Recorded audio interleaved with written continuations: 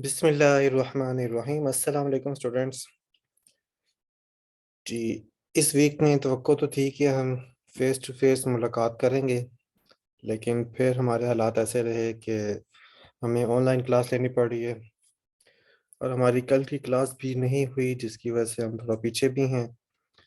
तो ज़रा आज जो है बड़ी तवज्जो के साथ हम चीज़ों को इस्तेमाल भी करेंगे जो हमने पहले सीख ली हैं, और इसके अलावा मज़ीद काम भी आज के लैब और लेक्चर दोनों में शामिल करके हमने उनको सीखना भी है। अच्छा जी, अभी एक प्रॉब्लम है आपके सामने जो है वो लिखता हूँ, और प्रॉब्लम को मैं यहाँ पे इसी के अंदर लिख रहा हूँ, कमेंट की फॉर्म में लिख लेता हूँ ताकि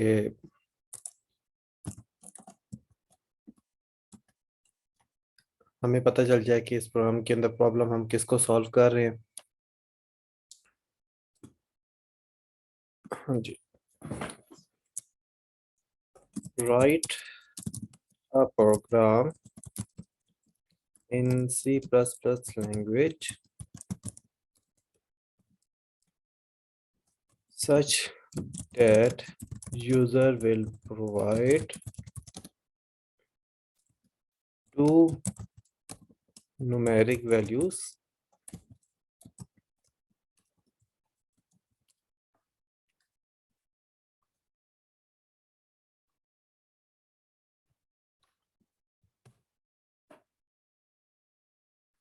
and an operator, और इसको ज़रा और क्लियर करना चाहिए, arithmetic operator. The program will perform operation on numeric values as given in operator and displayed। जी, हमने एक प्रोग्राम ऐसी प्रोग्राम को बनाने की कोशिश करनी है जिसमें यूज़र से तीन मालूमात ली जाएंगी, दो न्यूमेरिक वैल्यूज़ और एक अरिथमेटिक ऑपरेटर। प्रोग्राम जो है वो जो ऑपरेटर मिलेगा उसके लिहाज से ऑपरेशन परफॉर्म करेगा न्यूमेरिक वैल्यूज़ के ऊपर, और जो उसका रिजल्ट बन रहा होगा वो उसके आउटपुट के ऊपर डिस्प्ले कर देगा। अच्छा, अब इस प्रोग्राम की जो है इसका डिस्प्ले किस किस्म का होना चाहिए, ज़रा हम उसको बनाने की कोशिश करते हैं।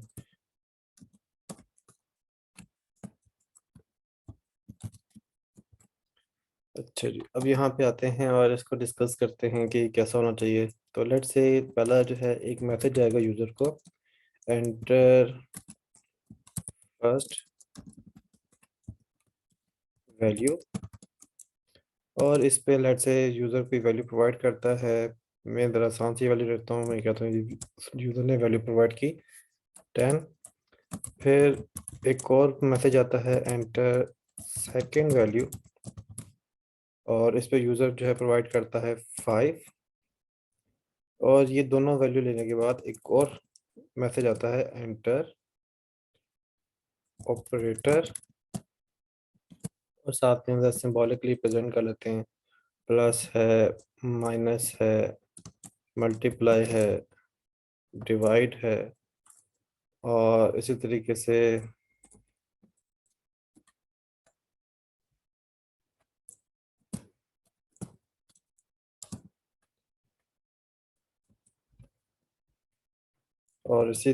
यहाँ पे मॉडुलस है, और यहाँ पे यूज़र लेट से जो है वो प्लस का सिंबल जो है वो एंटर करता है। तो उसके जवाब में आना चाहिए, द सम ऑफ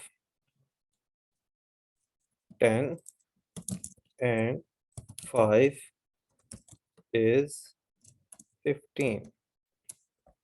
और उसके बाद आगे लिखा हो जाएगा, press any key to continue. ठीक है, तो ये इसकी कुछ आउटपुट बननी चाहिए जो हमारी जो प्रॉब्लम है उसके लिहाज से। ठीक है, तो हमें यहाँ पे प्रॉब्लम समझ में आ गई है कि प्रॉब्लम क्या है। फिर उसके लिहाज से अगर हम थोड़ी आउटपुट बना लें जैसे कि अभी यहाँ पे बनाई है, तो हमें काफ़ी हद तक पता चल जाएगा कि हमारे प्रोग्राम को करना क्या चाहिए। तो अगर हम इसी प्रोग्राम की इस आउटपुट के लिहाज से भी अगर हम देखें, तो हमें पता होगा कि हमने पहले एक मैसेज देना है, फिर एक मेमोरी बनानी पड़ेगी जिसमें हम पहली वैल्यू हासिल करेंगे, फिर दूसरी हमें मैसेज देना होगा, फिर उसके रिस्पेक्टिव जो है वो वैल्यू देंगे।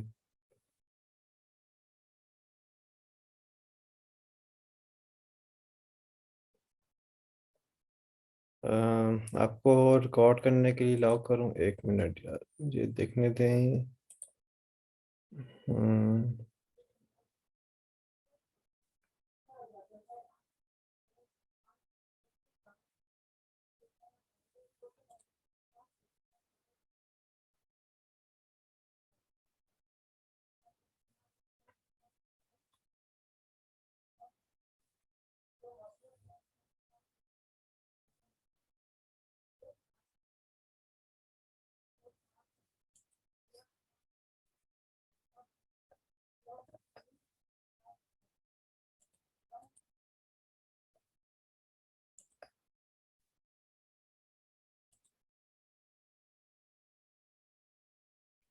हम्म, मेरे पास इस वक्त जो है रिकॉर्ड करने की परमिशन जो है मेरे पास नहीं है यहाँ पे।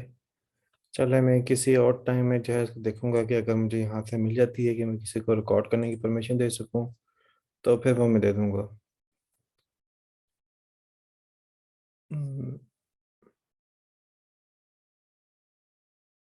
एनीवे वैसे रिकॉर्ड तो जो है वो मैं खुद भी कर रहा होता हूँ, और रिकॉर्डेड जो वीडियोस होती हैं वो मैंने यूट्यूब पे रखी हुई भी हैं।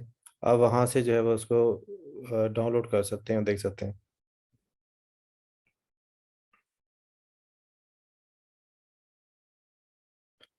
अच्छा जी। चलें, अब जो है हम इस प्रोग्राम को आगे लेके चलते हैं, और यहाँ से हम इसकी एग्जीक्यूशन स्टार्ट करते हैं। तो हमें प्रोग्राम के लिए करना पड़ेगा hash include IO stream using name space std int main. और उसके बाद हम उसके बकाया चीज़ें पूरी करते हैं, सिस्टम पॉज रिटर्न 0। ये कुछ चीज़ें हमने इसकी पूरी कर दी। अब हमें सबसे पहले यहाँ पे इस प्रॉब्लम के अगेंस्ट में आउटपुट समझ में आ गई है कि आउटपुट उसकी ये होनी चाहिए। तो हम इसी आउटपुट के मुताबिक अपने प्रोग्राम को सॉल्व करते हैं। तो पहले लिखा होना चाहिए एंटर फर्स्ट वैल्यू। तो यहाँ पे आपके पास आ जाएगा सी आउट एंटर फर्स्ट वैल्यू। और अब इसके बाद जो है हम यूज़र से एक्सपेक्ट करेंगे कि वो कोई वैल्यू एंटर करेगा। तो उस वैल्यू को रिसीव करने के लिए हमें कोई मेमोरी चाहिए होगी। तो हम इंटीजर टाइप की एक मेमोरी बना लेते हैं, और उसका नाम हम यहाँ पर रख लेते हैं फर्स्ट। ठीक है। और इसके बाद जो है यहाँ पे हम वैल्यू यूज़र से हासिल करने के लिए सी इन जो है वो कर लेते हैं। तो इस तरीके से जो है ये हमारे पास पहली वैल्यू जो है वो रिसीव हो जाएगी।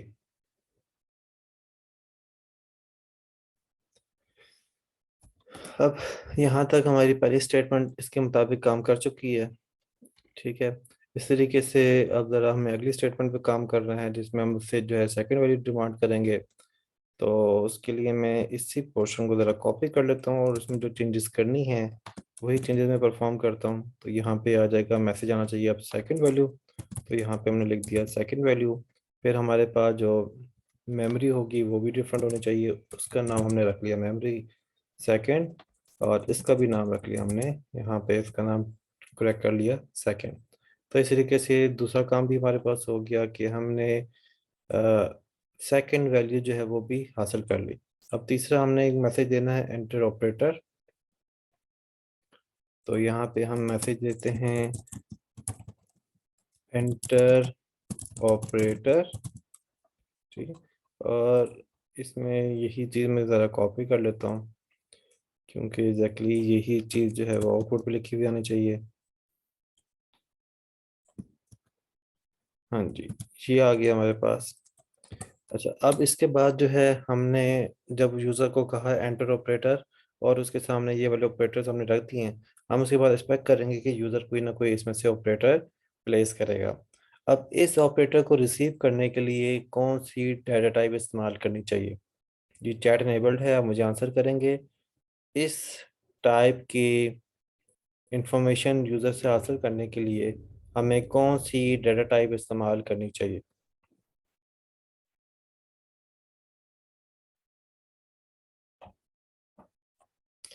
जी, वेरी गुड, मुबशिर ने मुझे कहा है और साथ ने भी जो है मुझे कहा है कि इसके लिए हमें करेक्टर टाइप इस्तेमाल करनी चाहिए। जी, वेरी गुड। करेक्टर टाइप इसलिए क्योंकि यहाँ पे जो ये वैल्यू आएगी प्लस या माइनस या स्टेरिक, तो ये जो हैं सिंबल हैं, ये अल्फ़ा न्यूमेरिक सिंबल्स हैं। ये जो सिंबल्स हैं इनके लिए हमें क्या करना होगा, हमें करेक्टर टाइप जो है मेमोरी रखनी पड़ेगी ताकि इस तरह की चीज़ें जो है उसके अंदर मेमोरी में स्टोर की जा सकें। तो यहाँ पे आ गया आपके पास करेक्टर के लिए हम यूज़ करते हैं यहाँ पे चार, उसका टाइप है। और उसके बाद हम मेमोरी का नाम रखते हैं, मेमोरी का नाम हम ऑपरेटर रख लेते हैं यहाँ पे। ठीक है, तो ये हमारे पास एक मेमोरी बन गई। ऑपरेटर की बजाय इसको पी लिख लेते हैं क्योंकि ऑपरेटर भी कीवर्ड है जिसकी वजह से वो ब्लू हाईलाइट होता है, मतलब ये कि वो कीवर्ड है। तो हम इसको डिफ्रेंशिएट करेंगे ताकि कीवर्ड और आपके जो आइडेंटिफायर मेमोरी की नेम है वो मैचअप ना हो, ताकि कंफ्यूजन पैदा ना हो, कंपाइलर कंफ्यूज ना हो और वो गलत रिस्पॉन्स जो जनरेट ना करे। अच्छा जी, अब इसके बाद जो है नेक्स्ट काम हम यहाँ पे ये करते हैं कि यहाँ पे हमने मेमोरी बना ली। अब उसके बाद हम एक्सपेक्ट कर रहे हैं कि यूज़र जो है कोई करेक्टर प्रोवाइड करेगा। तो हम यहाँ पे करेक्टर क्लिक करते हैं यहाँ पे सी इन और ओपी। ठीक है, तो यहाँ तक जो है हमने जो डिस्प्ले किए थे जिसमें हम यूज़र से इंफॉर्मेशन ले रहे हैं कि हमें पहली वैल्यू प्रोवाइड करो, हमें दूसरी वैल्यू प्रोवाइड करो, हमें तीसरी जो करेक्ट ऑपरेटर है वो प्रोवाइड करो, तो मिल गया। अब इसके बाद जो है यहाँ पे ये मैसेज आउटपुट पे आ रहा है। अच्छा, अब यहाँ पे जो ये एग्जांपल थी, इस एग्जांपल के मुताबिक प्लस के रिस्पेक्ट पे ये आ रहा है। ठीक है, लेकिन यहाँ पे जो है वो प्लस की सूरत में ये आएगा, माइनस की सूरत में कुछ और आएगा, डिवाइड की सूरत में कुछ और आएगा। तो ये जितनी भी स्टेटमेंट जो उसकी एक्सपेक्टेड आउटपुट बन सकती है ना, कि प्लस के लिए आपका सम आना चाहिए, माइनस की सूरत में सब्ट्रैक्ट आना चाहिए, सब्ट्रैक्शन आना चाहिए, स्टैटिक की सूरत में प्रोडक्ट आना चाहिए, फॉरवर्ड स्लैश की सूरत में डिवाइड आना चाहिए, और इस तरीके से परसेंटेज सिंबल की सूरत में रिमाइंडर आना चाहिए। तो उसके पैगामात और हम लिख लेते हैं क्योंकि ये सारे के सारे काम तो हमें करने पड़ेंगे, तभी ये जो है उसमें उसको डिस्प्ले कराएगा। तो सबसे पहले तो हम इसी एडिशन की बुनियाद पर बात करें तो यहाँ पे आ जाएगा द सम ऑफ। अब सम ऑफ के बाद जो यहाँ पे वैल्यू आ रही है वो वैल्यू नहीं आ रही जो कि मैंने वहाँ पे हार्ड कोड लिखी हुई है, यानी कि 10 और 5 नहीं आएगी। यहाँ पे 10 और 5 ने नहीं आना, एक्चुअल में यहाँ पे वो वैल्यू आएगी जो यूज़र ने यहाँ पे प्रोवाइड की होगी। अब जो ये यूज़र ने जो वैल्यू प्रोवाइड की होगी, ये 10 की वैल्यू हम किस में सेव कर रहे हैं, फर्स्ट में। तो हम उसी को डिस्प्ले करवा देते हैं, हम उस मेमोरी का नाम लिखते हैं यहाँ पे। तो यहाँ पे ये पहली वाली मेमोरी जो है वो उसकी आ जाएगी इन्फॉर्मेशन। उसके बाद जो है दूसरी वैल्यू जो है वो हमारे पास यहाँ पर आ रही है 5, जो कि हम यहाँ पे डिस्प्ले करवा रहे हैं। 10 एंड 5 में 10 जो है वो फर्स्ट वाली मेमोरी से आ रही है वैल्यू, और 5 जो है वो सेकंड वाली मेमोरी से वैल्यू आ रही है। तो ये हमारे पास यहाँ पे आ जाएगा सेकंड। ठीक है, अच्छा इसके बाद जो है मज़ीद यहाँ पे काम ये हो रहा है कि ये जो है आपके पास कंप्यूटेड वैल्यू है। ये कंप्यूटेशन परफॉर्म होने के बाद जो उसका रिजल्ट बनेगा, वो रिजल्ट आपको यहाँ पे शो हो रहा है। तो वो यहाँ पे शो हो रहा है, इसको हम जो है इसी तरीके से इस्तेमाल करते हैं। तो अब उसको यहाँ पे करना है इस्तेमाल, तो उसके लिए हम यहाँ पे करते हैं कि यहाँ पे एडिशन होनी है, तो यहाँ पे करते हैं जी फर्स्ट प्लस सेकंड। और इसके बाद अगर आप देखें तो हमें प्रेस यानी कि टू कंटिन्यू जो है वो नेक्स्ट लाइन में आ रहा है, तो उसके लिए लास्ट में हमने एंड अल प्लेस कर लिया। अच्छा जी, यहाँ तक होगी बात। अब इस तरीके से अगर हम बात करते हैं कि सब्ट्रैक्शन की सूरत हाल होगी, तो उसमें हमारे पास हो जाएगा यहाँ पे द सब्ट्रैक्शन ऑफ और यहाँ पे आ जाएगा जी फर्स्ट एंड सेकेंड इज, और इसमें यहाँ पे क्या हो जाएगा, फर्स्ट माइनस सेकेंड। इसके बाद यहाँ पे देखें तो इस तरीके से मल्टीप्लिकेशन के लिए भी हम लिख लेते हैं the product of first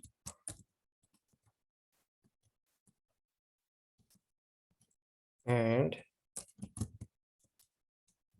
second. यहाँ पे इज मिसिंग हो रहा है, तो यहाँ पे भी हम लिख लेते हैं इज, और यहाँ पे भी हमारा इज जो है वो मिसिंग हो रहा है, तो इसको भी हम इज कर यहाँ पे लिख लेते हैं। तो ये आ जाएगा आपके पास फर्स्ट स्टैटिक सेकेंड।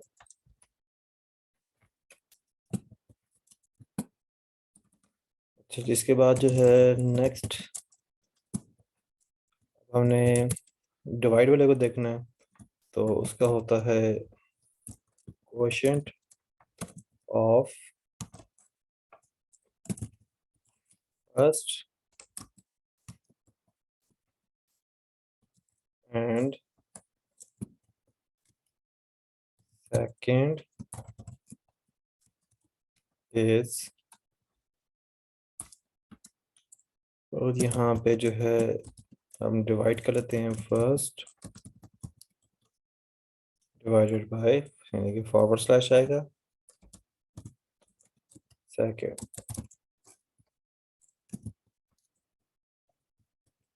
ठीक होगी। अब इसके बाद हमारे पास एक स्टेटमेंट और आ गई है जो कि हमारे पास है रिमाइंडर के लिए, तो मैं इसके लिए यहाँ से इसको ज़रा कॉपी कर लेता हूँ ताकि मेरा काम ज़रा जल्दी से हो जाए। और यहाँ पे आ जाएगा the reminder of first and second, और यहाँ पे इसका रिमाइंडर की जो वैल्यू बनेगी वो हम यहाँ से कंप्यूट करेंगे इस परसेंटेज सिंबल से, तो ये काम होगा।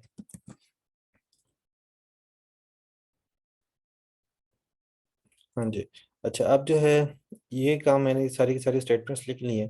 ये इसलिए लिख ली है क्योंकि मेरे पास ये सारी की सारी पॉसिबल इसके अंदर ऑपरेशन परफॉर्म होने हैं। मिसाल के तौर पे प्लस की सूरत में कुछ ऑपरेशन होना है, माइनस की सूरत में होना है, मल्टीप्लाई की सूरत में होना है, डिवाइड की सूरत में होना है, और रिमाइंडर की सूरत में ये काम परफॉर्म होना है। अभी अगर इतना काम जब मैंने किया है तो इसमें देख लें तो यहाँ पे कोई एरर नहीं आ रहा। हम जरा चेक भी कर लेते हैं, इसको हम बिल्ड करते हैं, और बिल्ड करने की सूरत में हमें पता चल जाएगा कि यहाँ पे एरर आ रहा है या नहीं। तो ये बिल्ड स्टार्ट हो गई है, ये प्रोग्राम 1.cpp बिल्ड हो चुकी है और ये सक्सीड हो चुकी है। इसका मतलब है कि इसमें कोई एरर नहीं है। अब अगर हम इसको रन करें, जैसे कि मैं अभी आपको रन करके दिखाता हूँ इसको, तो जी आपके पास आउटपुट इसकी ये आ रही है। और इसमें देखिए, हम फिर पहले पूछा जी एंटर फर्स्ट वैल्यू, तो फर्स्ट वैल्यू जो है हम अपने एग्जांपल के मुताबिक जो है वो 10 रख लेते हैं। एंटर सेकंड वैल्यू, तो सेकंड वैल्यू हमने यहाँ पे 5 रख ली। और इसमें ऑपरेटर के लिए हम यहाँ पे प्लस का सिंबल लिख एंटर दबाते हैं। तो अभी यहाँ पे ये काम हो रहा है कि the sum of 10 and 5 is 15 भी आ रहा है। The subtraction of 10 and 5 is 5 आ रहा है। तो यहाँ पे लगता है मैंने इस दो दफ़ा लिख दिया, तो एक को रिमूव कर लेते हैं यहाँ पे। फिर यहाँ पे the product of 10 and 5 is 50, the quotient of 10 and 5 is 2, the reminder of 10 and 5 is 0। तो यहाँ पे सारे के सारे आपके पास जो है उसके आउटपुट्स आ रहे हैं। जबकि होना ये चाहिए, जब मैंने प्लस लिखा है तो प्लस के लिए यहाँ पे क्या होना चाहिए, यहाँ पे प्लस की सूरत में सिर्फ और सिर्फ पहली स्टेटमेंट जो है जो यहाँ पे आउटपुट पे आई है वो होनी चाहिए, बाकी आपके पास आउटपुट पे नहीं आनी चाहिए। तो अब ये काम करने के लिए हमें क्या करना पड़ेगा जी, ये काम करने के लिए हमें क्या करना पड़ेगा, एक तो मैं यहाँ से माइनस की सूरत में 2 दफ़ा इसका काम कर चुका हूँ, तो मैं इसमें से एक को जो है वो रिमूव कर लेता हूँ। हाँ जी।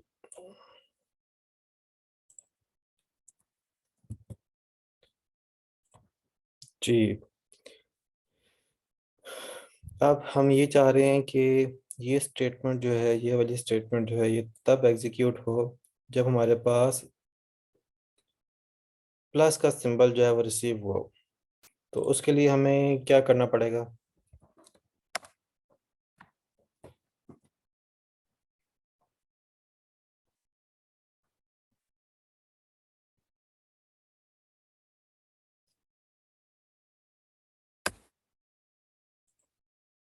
जी, वेरी गुड।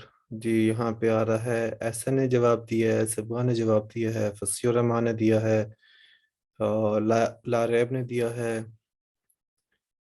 तो इसमें हमें यहाँ पे सिलेक्शन स्टेटमेंट जो है वो इस्तेमाल करनी पड़ेगी। अब इस सिलेक्शन स्टेटमेंट में मेरे पास यहाँ पे जो अभी तक हम देख चुके हैं वो हम दो देख चुके हैं। एक इफ स्टेटमेंट को देख चुके हैं और एक इफ एल्स स्टेटमेंट को देख चुके हैं। ठीक है, अब ये दोनों स्टेटमेंट्स जो है वो हम देख चुके हैं, तो इसमें से दोनों स्टेटमेंट यहाँ पे लग सकती हैं। अभी यहाँ पे मैं पहली स्टेटमेंट जो हमने इफ स्टेटमेंट देखी है, उस इफ स्टेटमेंट का मैं यहाँ पे इस्तेमाल कर रहा हूँ। तो इफ स्टेटमेंट में हम क्या होता है, हमारे पास क्या उसका सिंटैक्स होता है, तो उसमें लिखते हैं इफ, उसके बाद इसमें कुछ होती है कंडीशन। ठीक है, और उसके बाद उसकी ब्लॉक होता है या उसकी बॉडी होती है। और इस बॉडी के अंदर जो है जो चीज़ हम लिखते हैं, उसके ऊपर एक कंडीशन डिफाइन करती है कि वो एग्जीक्यूट हो या ना हो। तो इसी तरीके से हमारे पास जो ये वाली स्टेटमेंट है, इसको भी हम चाहते हैं कि क्या हो, ये किसी कंडीशन पे, किसी सूरत हाल पे एग्जीक्यूट हो। इसी तरीके से किसी और कंडीशन के ऊपर हम चाहते हैं कि जो हमारी अगली स्टेटमेंट है, ये वाली स्टेटमेंट, वो भी इसी कंडीशन की बुनियाद पे एग्जीक्यूट हो। ठीक है, और इसी तरीके से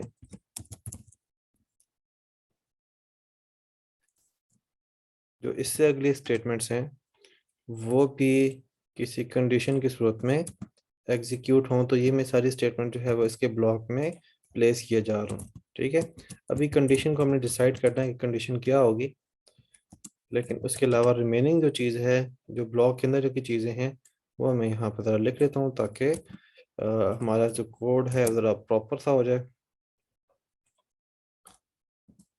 तो जी, यहाँ पे भी ये मेरे पास जो है ये कंडीशन भी यहाँ पे आ गई।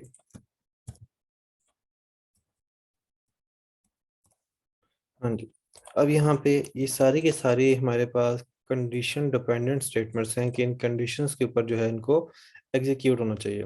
अब सवाल ये पैदा होता है कि यहाँ तक तो हमें पता चल गया कि हमें इन स्टेटमेंट्स को सेलेक्ट करना है कि किसी खास कंडीशन के ऊपर ये एग्जीक्यूट हो। अब वो कंडीशन जो है वो हमारे पास क्या बनेगी?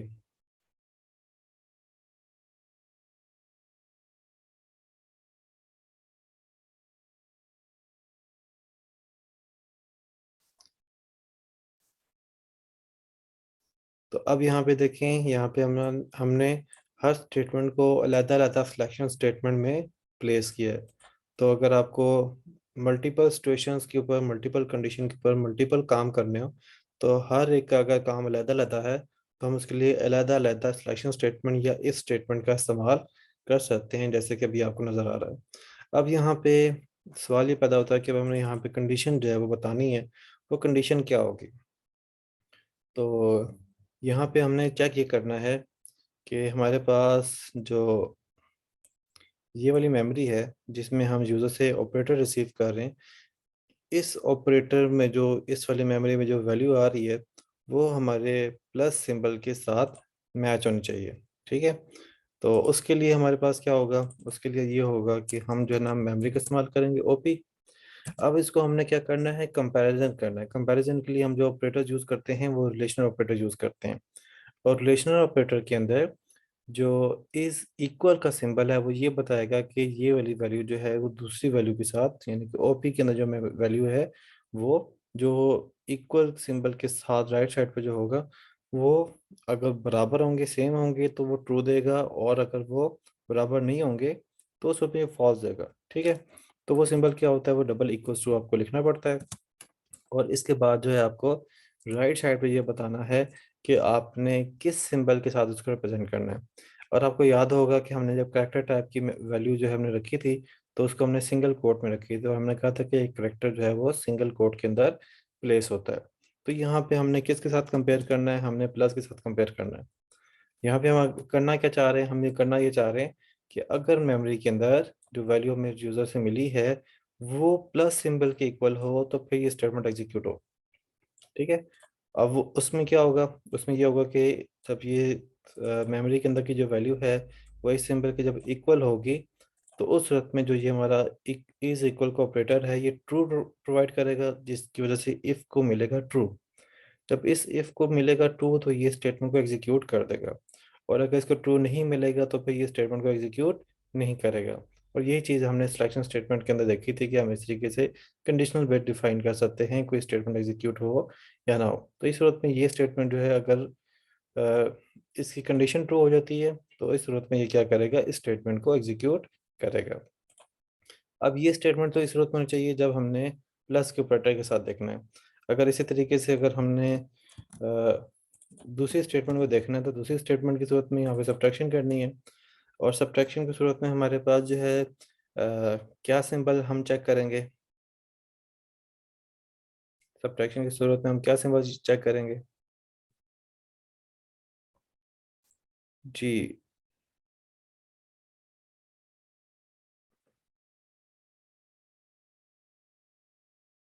वेरी गुड जी। यहाँ पे अहमर ने और इसके अलावा एहतशाम ने, इब्तिसाम ने, लारेब ने और बहुत सारे स्टूडेंट्स ने मुझे ये बताया है कि यहाँ पे माइनस का सिंबल जो है वो हम इस्तेमाल करेंगे। जी वेरी गुड।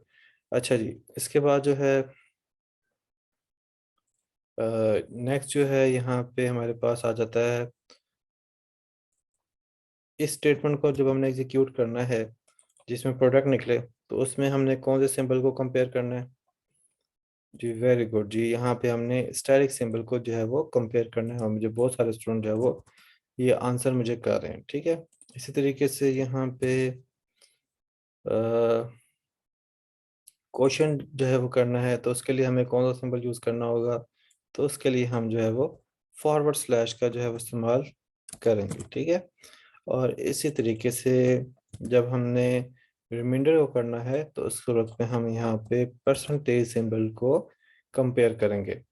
अब यहाँ पे इतनी सारी मैंने इफ स्टेटमेंट्स लगाई हैं और इफ स्टेटमेंट्स के अंदर यहाँ पे ये स्टेटमेंट्स लिखी हैं, तो इसका मकसद ये है कि ये सारी की सारी कंडीशन की बेस के ऊपर फैसला हो कि स्टेटमेंट जो है वो एग्जीक्यूट होनी चाहिए है या एग्जीक्यूट नहीं होनी चाहिए। ठीक है। तो अब जो ये फैसला करना है वो इसीलिए करना है हमने क्योंकि हमारे पास जो ये प्रोग्राम है इसके बहुत सारे रास्ते हैं। बहुत सारे रास्ते का मतलब क्या है कि प्लस की सूरत में से कुछ और काम करना है, माइनस की सूरत में कुछ और करना है, ये स्टैटिक की सूरत में कुछ और करना है, फॉरवर्ड स्लैश की सूरत में कुछ और करना है, परसेंटेज सिंबल की बेस पे कुछ और करना है। तो बहुत सारे रास्ते हमारे पास हैं, ये सारे रास्तों के लिए अगेंस्ट में क्या एक्शन होंगे वो हमने पहले डिफाइन कर लिया। ठीक है। अब हमने वो सारे के सारे जो काम करने हैं वो सारे के सारे काम एक साथ नहीं करने, बल्कि किसी कंडीशन के ऊपर हमने करना है कि ये सूरत हाल हो तो ये ऐसा हो जाए, और अगर कोई और सूरत हाल हो तो कुछ और तरीके से हो जाए। तो उसके रिस्पेक्टिव हमने यहाँ पे सिलेक्शन स्टेटमेंट का इस्तेमाल किया और हमने सेलेक्ट किया कि कौन सी स्टेटमेंट एग्जीक्यूट होगी, और वो स्टेटमेंट जो है सिलेक्शन स्टेटमेंट जो है वो डिपेंडेंट होती है कंडीशन पे, कि वो कंडीशन उस पर आप डिफाइन करते हैं, उस कंडीशन के वैलिड होने पे ट्रू होने की सूरत में वो एग्जीक्यूट होगी, और फॉल्स होने की सूरत में वो एग्जीक्यूट नहीं होगी। चलें जी, हम इसको सेव कर लेते हैं प्रोग्राम को, और इसके बाद हम इसको बिल्ड करते हैं। जी हमने इसको बिल्ड कर लिया, तो देखिए बिल्ड हमारा सक्सेसफुल हो चुका है। और इसके बाद मैं इसको रन करता हूँ, और रन करने के बाद आपको उसकी स्क्रीन दिखाता हूँ। तो जी ये आपके सामने स्क्रीन आ रही है। तो यहाँ पे आ रहा है एंटर फर्स्ट वैल्यू, मैं यहाँ पे फर्स्ट वैल्यू प्रोवाइड करता हूँ जी, हमें 10, और सेकंड वैल्यू में प्रोवाइड करता हूँ 5।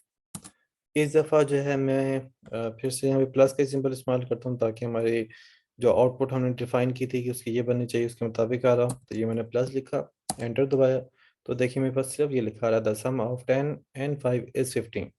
बाकी इसलिए नहीं लिखा आ रहा क्योंकि उस सूरत में वो कंडीशन जो है वो फॉल्स हो रही होंगी। ठीक है।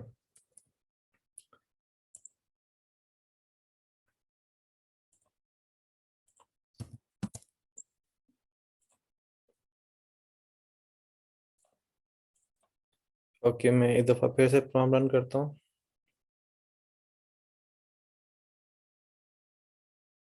और जी, ये मैंने इसको रन किया। अब हम एक आध और इस पर टेस्ट कर लेते हैं। जी, ये हमने इसको हमारे पास लिखा आ रहा है इंटर फर्स्ट वैल्यू।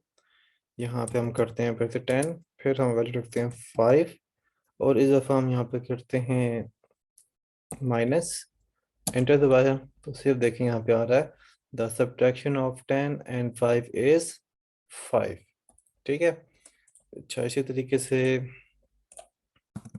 हम एक और इसमें चेक कर लेते हैं। इसको दोबारा रन करते हैं।